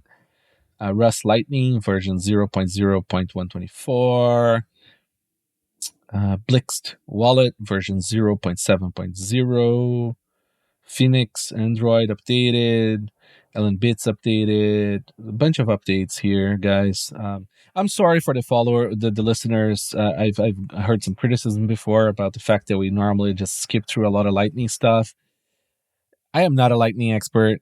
There's a lot of stuff here I don't fully understand, or like, it's just not something I have a lot of opinions on. Guys, if you guys have any comments or anything here on this part of the Lightning part, let me know. A lot of Bolt 12 improvements in core Lightning, which is pretty exciting. There's a lot of that. I could see Bolt 12 stuff getting more deployed and integrated. Bolt 12 is cool. It's very cool. Yeah, it sounds like Phoenix is improving Bolt 12 compatibility too, so that's cool. One thing I want to see is making my Lightning payments cheaper. I don't care about half the shit that people are working on. Lightning is too expensive. It's more expensive than credit cards. Like, fix that. Wait, in what context are you seeing these very expensive Lightning payments? I mean, all the time. I'm trying to use Lightning from custodial, non-custodial, whatever, right? Like different apps and stuff. It's just like, you see the fees on Lightning. They're insane. They're often like more than 1%. Mm. That sounds like channel stuff. I shouldn't have to know. I'm just trying. Well, that's just say. I am grandma here. I want to pay for this ice cream. In my experience, yeah, grandma shouldn't be using a self-custodial Lightning wallet, and so but if you're using something like Strike or Cash App or whatever, you're not going to see a high fee. Yeah, like Lightning is Phoenix wild. Is expensive. So is Breeze. Both of them are very expensive to send and receive. It's a weird thing, like to send money and get less than what you sent, or the receive side as well. Like, it's a weird thing. I've got like a weird nit, which is that, most consumers are really not used to paying fees to pay money. Yes. Like, you swipe a credit card and the merchant pays, and they might bake that into the price or whatever. But people are used to if the register says $10, then $10 comes out of my account. And this thing that if the good costs $10, then I need to pay more than that. And the amount that I need to pay is going to vary based on a whole bunch of factors that I have no control over, is like a hard thing to put UX around, right? If we had some protocol to do, receiver pays the fees, I think it would be a lot easier to build payment UX that people are used to, especially for merchant payment experiences. But that doesn't get all the way there. But I think it's in addition to all the other reasons that people have to not pay with Bitcoin, it's a weird thing to put UX around. Yeah, no, it's I mean, this is something that engineers sort of miss. It's users don't want to pay for things. There's a reason why we arrive at this point in business where it's find a way to build the businesses, not the users. Users don't want to pay for anything. right? And you're competing with VC-backed monopolies that subsidize everything too, to make the money from the businesses on the other end, right? Like people don't know it costs money to list on Amazon, and you have to advertise on Amazon. Otherwise, your product doesn't show up, and it's all a black box. Yeah. Right. And the credit card companies charge the businesses for this. Like, it's like the businesses get value from being charged. The users get very little value, right? Because they're on the opposite part of the payment pyramid in terms of the value creation and value aggregation, right? So, like Bitcoin companies that figure out how to build the businesses for the things and make it better for the users are going to become very big and do very well. I've been having this discussion with folks that want to charge for premium features on Nostr, for example. I'm like, it's just too early. Yeah. Sure, you're going to get a few hundred people to pay. Absolutely. Right. But like, one, it's too early. And two, users don't pay in scale, period. Right. Like, look at Elon. He's giving away the blue checks because, people don't pay. Yeah. And a lot of people on Twitter are just big accounts that are essentially a business, right? So they will pay because they are making money from having those followings, right? All right, let's get some boosts here because I think we're getting some questions too and some boosts. All right, top booster, 8B Frendier. Thank you, sir. Double boost. I got the latest fountain. Does that mean this goes to Nostr now? Yes, sir. And the Nostr account is like retweeting a lot of the boosts too. We got a 450K boost from somebody, from Breeze, but it doesn't show on Fountain. It's really annoying. We get this boost from like people that are not. It doesn't show on the whole boost chain. That got donated, by the way. 8Me Frendier. How do I get the latest APK for Fountain? I don't know. You might want to hit up Oscar. It's the same person. I think the other boost says that I got the latest fountain. Nice. Perfect. I love it that it's like self-tech support. We have the whole like ticket history in the boosts here. This is great. That's great. The next boost is, what is fountain? Yeah, right. Bread meals. 13K sats. Thank you, sir. About halfway through this podcast, there is a wicked conversation about Fountain integrating with Nostr. Great convo. That's cool. People really enjoyed that one. Marcelos, 5K, incredible job integrating Nostr. Am I right assuming that if I choose global feed, we see in real time all the comments in Fountain in real time? Probably not. That depends on your relays. That's going to be a hump for people to get over, which is like, there is no master feed, there is no master relay, there is no master node. It's like, you're going to have to find your own graph. Well, and like that's kind of the killer opportunity for Nostr, right? Like if Nostr just tries to be exactly like Twitter, I think Twitter wins because it's easier to build the centralized thing. Yeah. The thing that's cool about Nostr is that I can be on relays that you guys don't know about or care about, following completely different notes and topics and people that have different applications that are different use cases. Like it's a toolkit for building your own authenticated pub subsystem. I mean, look at the Fountain thing, right? They switched to Nostr, and then boom, they have the social graph, right? But like, there is also a great business opportunity here for like people to sell or like, give away and find some other way to monetize it, but like to provide like bootstrapping, sort of like both feeds and combo of relays and other shit, right? Like it's all business opportunities. All the pain is something you can make money on eventually. Yeah, one of my I've got like, I'm sure you guys are the same way. I've got like a big list of projects that I'll probably never get to, but I like to imagine sometimes that I'll get to them. Jesus Christ, it's long and prosper list. One of them is I want to build a thing where, Paul can go in and curate a bunch of lists of people that you should follow, maybe for different like interest groups, right? So it's like, oh, you're really into design. Like, here's my design follow list. Here's my Bitcoin hardware follow list, like whatever. But then publish that list as a note, and people can like it, they can zap it, they can, publish it around, but have like a client where you connect to your Nostr client and you can see like, oh, here's the lists that are the most favorited or the most zapped or whatever. So this is already possible, Rijndael. Oh, really? So like because like you have public lists, right? Yeah. That's an object, right? It's an event type. So like you just need a client that has the UI Yeah. to follow, like recursively follow all that stuff that's listed there. And I know clients are working on that, so it's coming. Great. I mean, where we've kind of gone with social media is it's really the TikTok model. Like everybody's kind of applying that, where you see something, and based on how much you appear to like it, either actively by commenting or hearting it or just watching it loop a couple times, the algorithm adjusts itself to that. And so, I mean, YouTube's similar. It's showing you recommended videos. It hardly shows you things you subscribe to, right? It shows you, and then Twitter's doing very similar. Like, hey, if you like this tweet, you probably also like this other rage bait tweet. Yeah, right. So, like, ideally, that kind of list curation could be combined with the way people are kind of people are not actively going to like a list that somebody curated and then scanning through the list and then going through like a tree hierarchy. They're just vibing their way and swiping along. So if that swiping could be informed by like, hey, I really liked this thing, and the next thing I see happens to be recommended by the guy who made the thing that I really like. Yeah.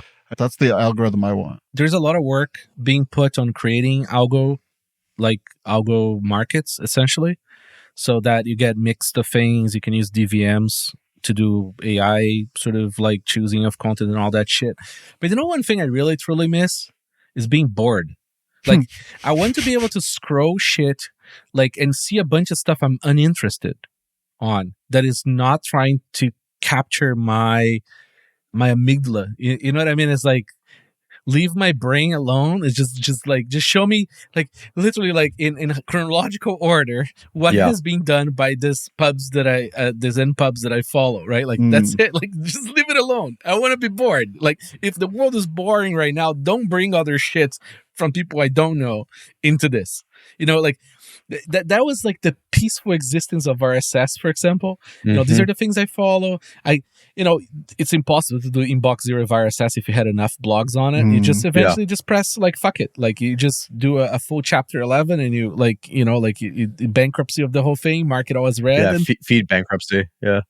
It's so nice because like it gives you like this headspace where you can think while you scroll as well, and maybe you go back there and your brain is active as opposed to just like sucking on the content human centipede. Nostr is awesome, man. It really is. The freedom that comes with that is major Bitcoin vibes. Having a great day. Oh, sorry. QXOTK 4K. Having a great day, and hot wallets are more vulnerable to social engineering, especially during the ignosecond between the time you hit broadcast on your transaction and the moment later when you realize have fallen for the oldest trick in the book. No one is ever doing a double your Bitcoin. Not even Michael Saylor. Keep your bags more than a few clicks from spending way more. There you go. Good advice. Just put your savings away. Have fun with your spending wallet. At Vake 3K, rock and roll. Thank you guys for all the boosts and stuff. It's not the money. It's just a lot of fun to get the interaction with people who listen to the show, because we don't do it live, so we don't have a chat. And appreciate it. Project Spotlight for Nostr. Node push by Damas. A relay for sending out push notifications. Nice. That's cool. I mean, this is one of the hardest parts of making any like decentralized app have nice UX is hooking into these pretty proprietary push notifications. I always thought that Nostr would be the project that completely like destroys PubNub and all those push notification $1 billion companies. Nostrized browser extension that empowers any website with Nostr experience. Wikistr, a Wikipedia client for Nostr. WoT Relay, archiving every node in your web of trust. Nice. Fren Relay, a relay that only your friends, people you know, can post using NIP42 authentication. That I want to see more. That's awesome. Anonyster, send anonymous notes on Noster. Is this the one that everybody shares the same expriv? Not expriv, that's Bitcoin. the same NSEC. I love those projects where it's like there's like an NSEC that's like known by everybody, and then everybody can go and post using it. It's like the true anonymity. It says each note submission generates a new key pair that's securely burned. All right. The Wired and Anon Agora built upon the Nostr protocol employs proof of work, spam prevention, Yegro unfollow tool, Nostr inactive user checker, Gif Buddy, a GIF companion app for Nostr clients. That's cool. I was missing. Why Nostr? Comprehensive introduction to Nostr listing, learning resources, client, and exploration page of the ecosystem. Oh, I have a project. We are making a Bitcoin.Review mini series. It's like a series of Nostr panels. They're all going to be shorter. So the idea is to pre-record.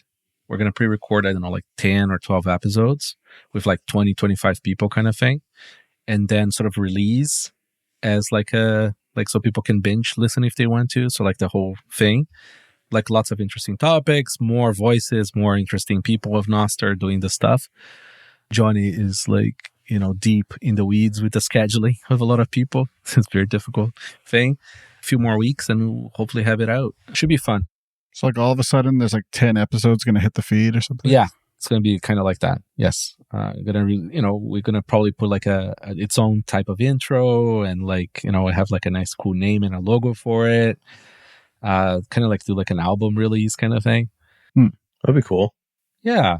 There's momentum on Nostr. I kind of wanted to sort of participate on that a little bit and see if we can get some stuff out. Software releases and project updates for Nostr. I'm not going to go through it because there's a million of them.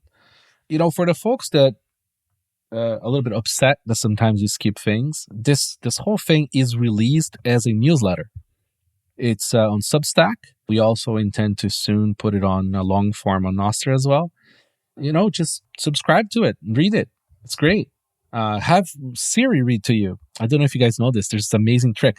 If you go into read mode on the Safari, right?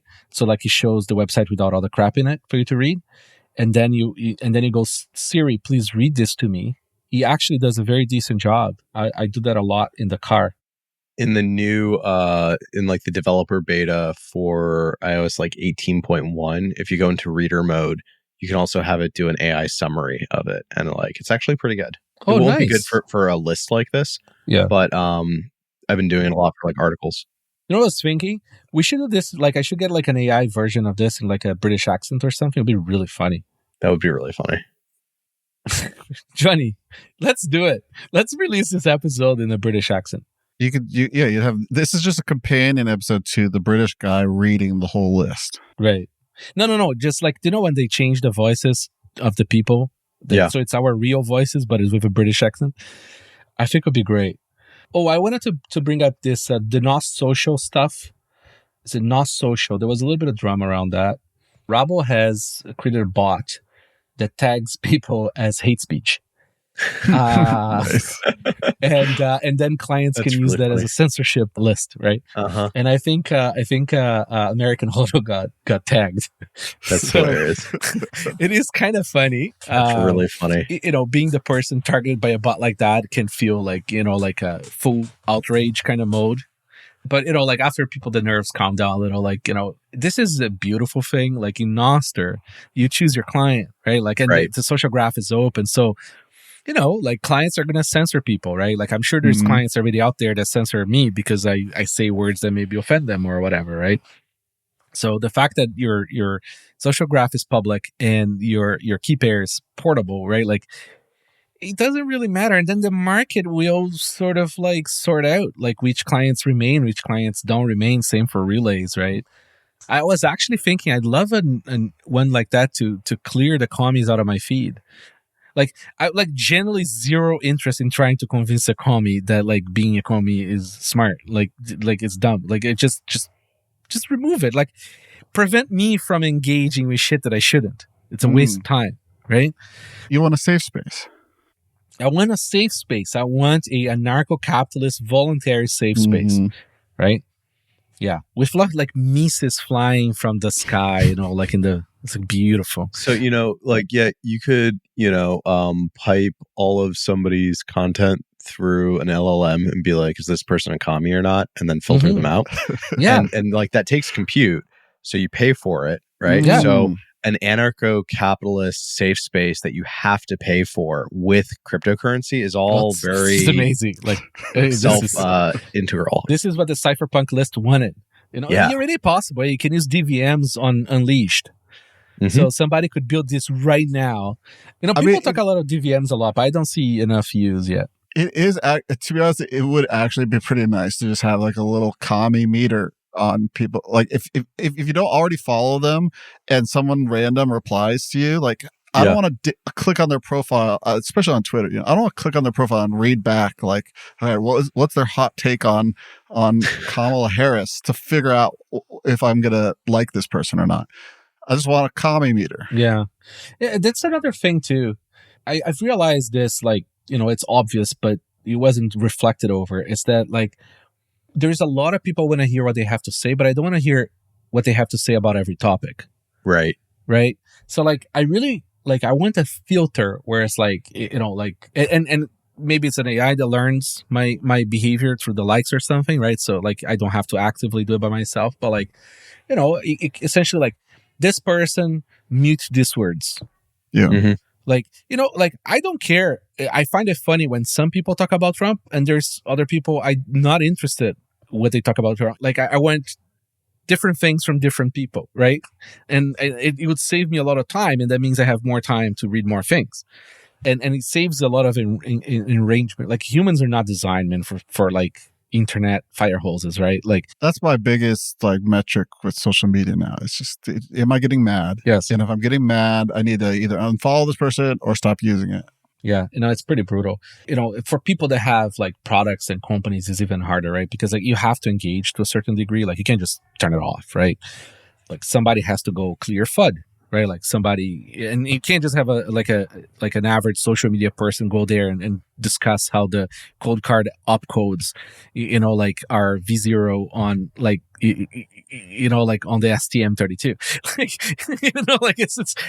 And then there's the gotchas, because a lot of the accounts are socks, right, that are attacking you. It's a disaster. So, having filtering that like can remove some of the craft so that it can focus on the things you have to do, even though you may not like them, and then move on, would be nice. And they're almost like these are like modes of being like, I want like work mode feed, like, or I want to be mad about politics feed.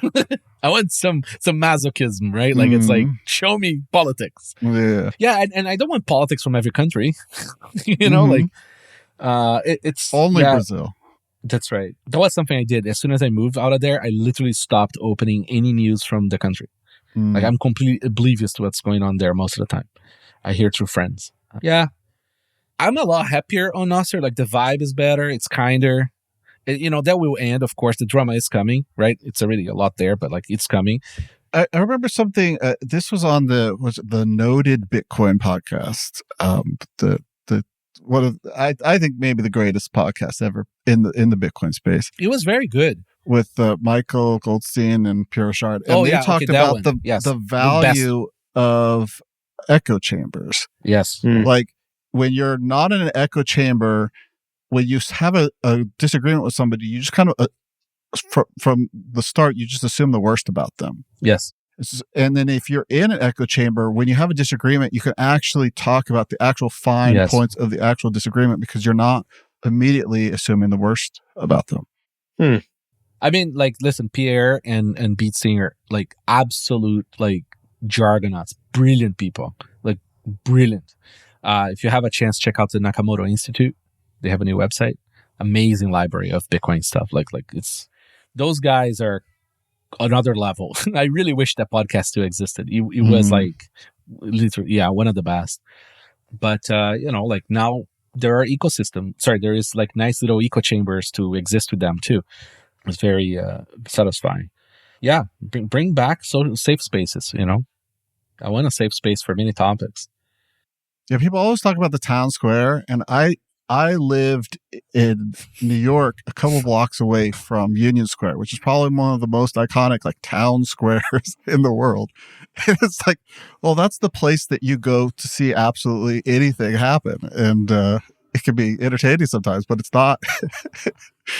It's not a restful situation. Yeah, no, it's like Twitter is literally the public square, right? Like you're having a reasonable conversation, having a coffee with somebody, and then somebody comes and start yelling and then throw feces at you. Yeah, that is literally Twitter. Like like it's insanity, like absolute insanity. Like some days it feels like the purge, like.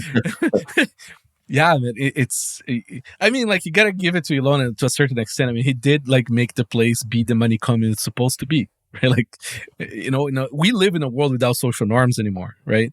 And Twitter should reflect that if it's truly, like, open. Of course not open, centralized, but still, like, it has that vibe. All right. Tech tip of the day. We don't have one. Delete your Telegram. That's right. Yeah, just get off Telegram. And also don't use Twitter DMs. I now respond to people with like my Signal username. That's it. Like, find me there. Let's move everybody to Signal because I don't want to use too many apps. News and noteworthy. A Bitcoin dev project we talked about. BDK Foundation invites proposals for full-time Rust maintainer. Very cool. Steve is great. What a great project BDK is. BDK is awesome. Wasabi Wallet backend servers are down because they ran out of money. It's complicated to run that project. Like Strike now supports Bolt 12. That's great. Canadian Bitcoin broker Bitcoin. Oh yeah, so Bullbitcoin is now in France too. That's very interesting. Getting a foothold in Europe now, it's a big deal. Zapright introduces point of sale, allowing businesses to accept Bitcoin card in person. Blockstream mining. You can buy your mining shitcoin now from Blockstream, I think. It's like some note. It's interesting. MasterCard launches euro-denominated non-custodial Bitcoin debit card. I was very confused about that. And unwilling to read the article. Just want somebody to tell me.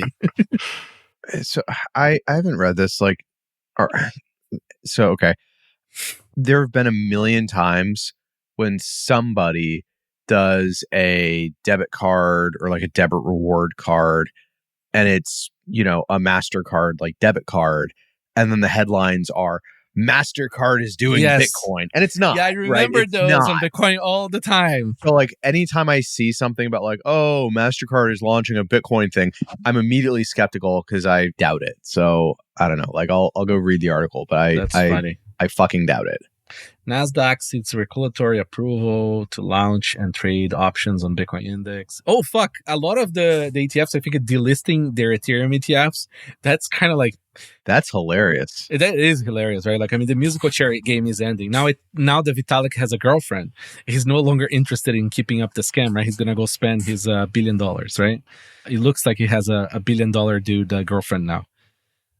Cryptography, discovery, new record for rank of elliptic curve over Q due to Naum Elkis and Zev Glagsbury in 29. Okay, cool. Not super familiar with that, but sounds like something cool. It's a small number, so it must be something awesome. Really, small numbers in cryptography are special. Are great when they work. They survive. Exactly. Funding.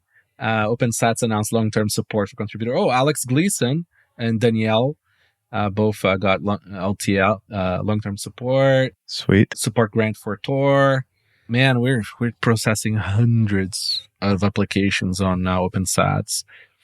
I would really ask the people who get denied to not be a fucking dick, and go on like Twitter and things and cause drama, and like it's like, dude, like, we have hundreds of applications to process. Like, we're not going to fund everything, right? We're still figuring out what like some of our preferences are, and if we fund mostly code, and like you're not entitled to your funding. There's other orgs, right? Like it's not a good look. It shows you to be very unprofessional. It's like sometimes it's a shit fucking proposal. Sometimes it's just a proposal that was written in a way that we just don't know. We don't have the time to it's volunteer. Like it's completely unpaid board. Like, and the burnout is real, right? Like it's a lot of stuff and then people shit on top. So kindly go fuck yourself. Do better. It's, thankless. Mining.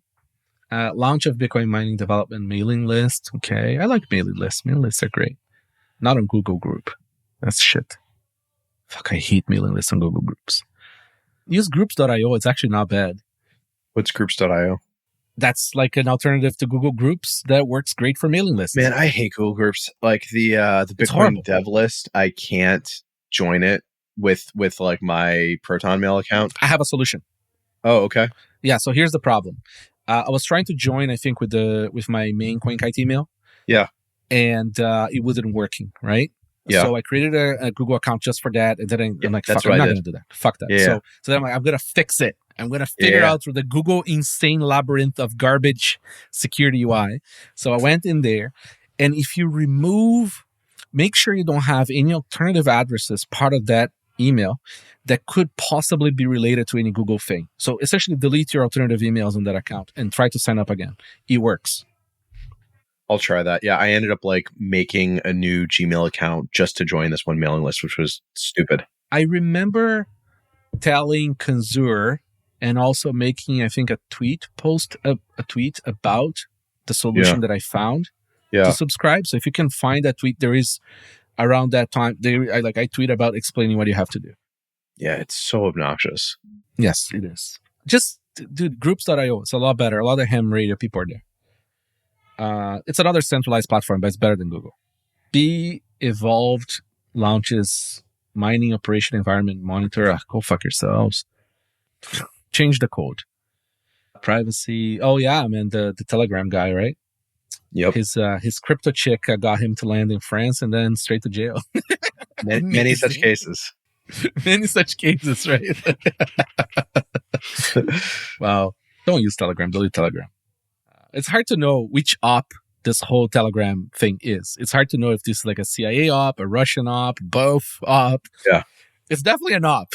You just don't know who. A U.S. appeals panel questions the Treasury sanctions and Tornado Cash. That's great. Cool. I can't believe you're reading the news.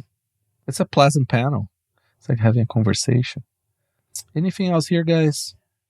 Yeah, there's like an obscure thing that I think I'm like disproportionately excited about. I've been tweeting a lot of shit posts about it. It's always many such cases. Yeah, many such cases. So Bitcoin Core got off of the horrible Auto Tools based build system that's been there forever. Oh, finally. And like when I say horrible, this isn't to disparage anybody that worked on it. Like people worked very, very hard to keep that ship afloat, and it served us very well for a very long time. But now it's based on CMake. Yeah, and what's cool about that is like heaven. You can take any C++ like IDE or editor and just open Bitcoin Core, and like all the build targets work, all the tests just compile, like it just works. We're CMake maximalists. We use it even for like server deploy stuff. Like we just use CMake for everything. Yeah, and like it just works. It's amazing. Yes. I tested this branch kind of early, and my test was I downloaded like a JetBrains C++ IDE completely unconfigured and just like opened Bitcoin Core, and it just worked. Like it was incredible. It really is remarkable. And it's so simple and it's so expansible. It's like, I mean, anybody who listens to this show knows what CMake is. Yeah. My pet peeve with any C project is it's like always involves Python. Yeah. That's what a real software developer uses. C and Python. It's like sanity. You can build anything. A little slow, but anything. It's like we're so focused on this, making this beautiful low-level system software in C.